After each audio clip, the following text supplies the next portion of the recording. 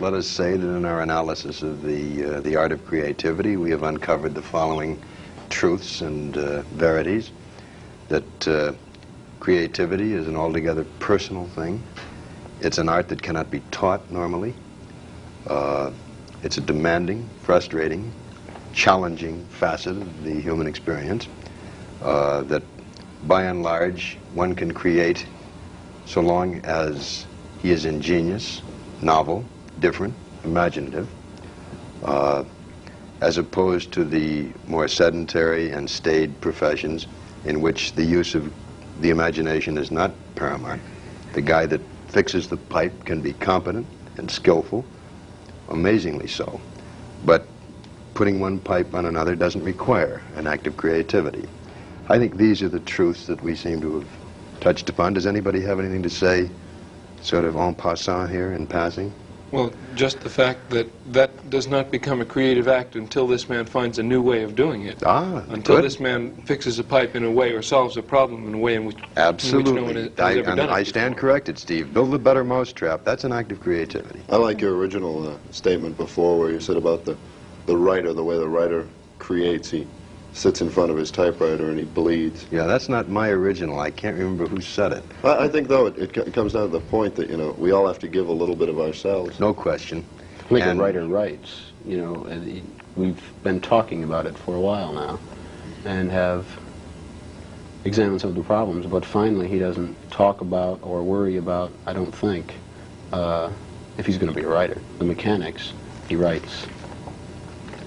To find yourself your own separate I don't piece. think he's going to be able to write with bare feet after stamping in the, in the grape vat necessarily. I don't think that he can enjoy total license to just, throw mud balls on the wall and say that is art. I think there has to be certain legitimate criteria which govern a form. But let's say that he must not preoccupy himself with commas and adjectives and the rest of this stuff, so long as a whole idea can be created. And this passing remark of my own, in terms of creativity, I think the most singularly oft asked question is one that Doris asked me.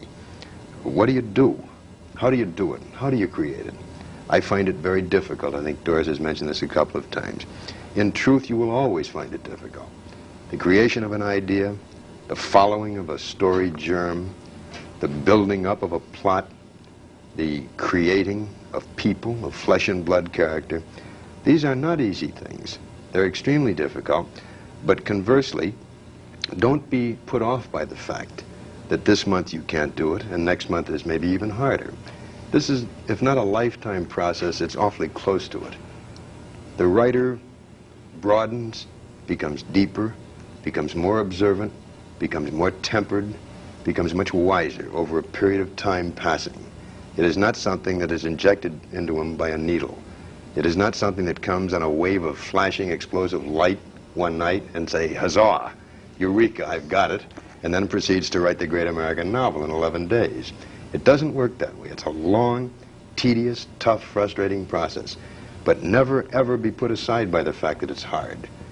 If it weren't hard, everybody would be a writer, and we'd have nothing but books.